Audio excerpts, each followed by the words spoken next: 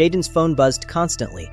Notifications, likes, and follower counts, or his morning coffee, the thing that told him he mattered. With over 50,000 followers, he was not just another student at Ridgeway High. He was Jayden the Vibe. Every post, his outfits, his jokes, even his breakfasts, got hundreds of reactions. But it was not fun anymore. It was a job he could not quit. Then one morning, everything changed. Jayden woke up, reached for his phone, and blinked. The app would not open. His profile was gone. No posts, no comments, no followers, just a blank gray screen.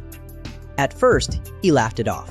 Probably just a glitch, he muttered, refreshing the page again and again. But it did not, and with each passing day, fewer people stopped to ask. His popularity, once as bright as neon, faded faster than a story post after 24 hours. "Bro, where is your page?" Malik asked. "Did you get hacked?" Jayden forced a shrug.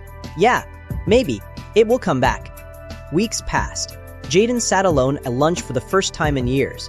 He scrolled through a blank feed, feeling like a ghost in a world that only existed online. Then he heard a quiet voice from across the table. "Are you okay?" He looked up. It was Maya, the girl from art class. She was always doodling in her notebook and never saying much. "Yeah," he said quickly. "Just tired." She tilted her head. "Tired? Or lost?" Jayden frowned. "What is that supposed to mean?" Maya smiled softly. "I see you staring at your phone like it holds your soul. Maybe it does not anymore." Jayden almost laughed. "You sound like my mom. Maybe your mom's right," she said, opening her sketchbook. Inside was a drawing of a phone with a tree growing out of it, the branches reaching toward the sky, full of faces instead of leaves. "What is that?" he asked. "It is what I think social media could be, a place that grows real connections instead of just collecting them." Her words stuck with him. Over the next few days, Jayden found himself talking to Maya more, not online, but in person. She showed him her art. He helped her record videos for a small channel she ran quietly, one about creativity and kindness. No filters, no perfect lighting, just honesty.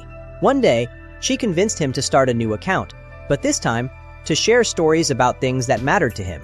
Not fashion, not trends, but people. He posted about the class janitor who worked 2 jobs but still whistled every morning, about the teacher who bought supplies with her own money, about his little sister who once said, "You are my favorite superhero, even when you are sad." At first, no one cared. Then, slowly, people started to comment. "This made my day. I really needed to hear this. Thank you for being real." And for the first time, Jayden did not feel like he was performing. He felt seen. Months later, Jayden and Maya sat under a tree after school. He checked his notifications, only 20 likes on his latest post. But this time he smiled. Maya noticed. "You are not chasing numbers anymore." "Nah," he said, pocketing his phone. "I am chasing meaning." She grinned. "That's the real glow-up." He laughed. "Guess I had to lose everything to find what mattered."